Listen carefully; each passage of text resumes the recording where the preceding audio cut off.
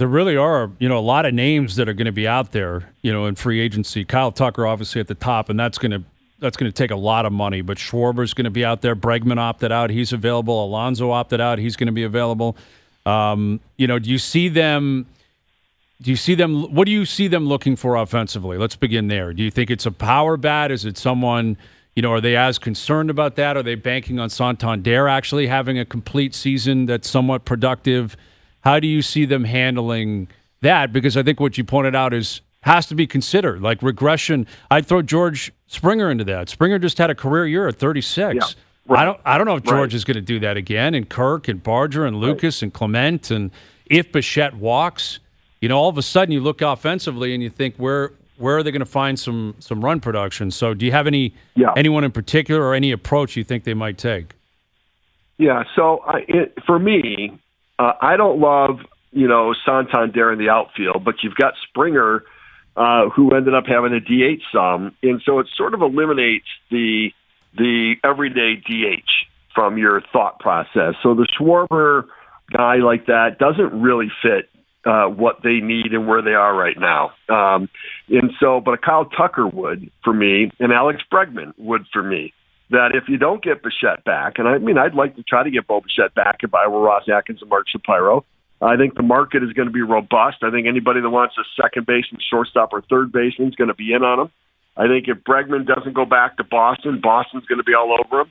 He's kind of a young guy a young veteran that would blend in with the young core that they have there, and I think grow with them in the future. So I think I could see him as a second baseman or a third baseman going into Boston, and the Green Monster would play well for him. But I think that they need to be open to a big position player. And then beyond that, even if it's Bichette, I think, if you can find another guy, and then what it does is it allows you to trade from a position of depth, where if you add a third baseman and you add an outfielder, because look, there's talk the Dodgers want Kyle Tucker, right? And so let's be greedy here a little bit. You've got some money coming off the books with Bassett and Scherzer and those guys.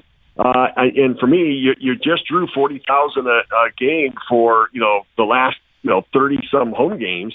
I think that to be able to afford two big bats, it would be really good for this team. And whether it's a Tucker or a Bregman or you're going down the road and trying to you bring back Bichette and you get Tucker. I think you have to be an open mind and consider big things right now. And because doing little things is not going to make up for the possible and likely regression of some of the other players on the roster. So, Steve, we were talking about it yesterday and asked this question to the guys. I'll ask it to you. With this long run and what, some of the pieces that are in place, does that make Toronto an attractive place for free agents? We've seen in the past years they've taken big swings at guys. But maybe for a mid-level guy, would they be looking at it and say, you know what, that's a roster I need to be a part of? Or the city was electric, the country, all of that type of stuff. Does that factor into some of the decisions? It does. So when I traded for Mike Piazza, it made us cool. It made us like we were. When I was trying to make trades for guys in the New York Mets, we were on everybody's no-trade list. Nobody wanted to come play for us. But when Piazza played for us, it gave us a sense of credibility of like, wow, like he's good playing there. I should really consider that too.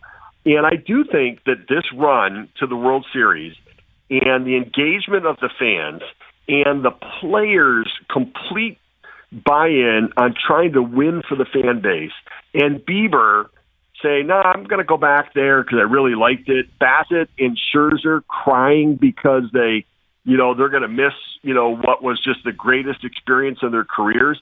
I do. I think that this postseason, in the way that the Toronto city and fan base and franchise played, how well the players talk about they're treated and taken care of, really is that is something that other players listen to.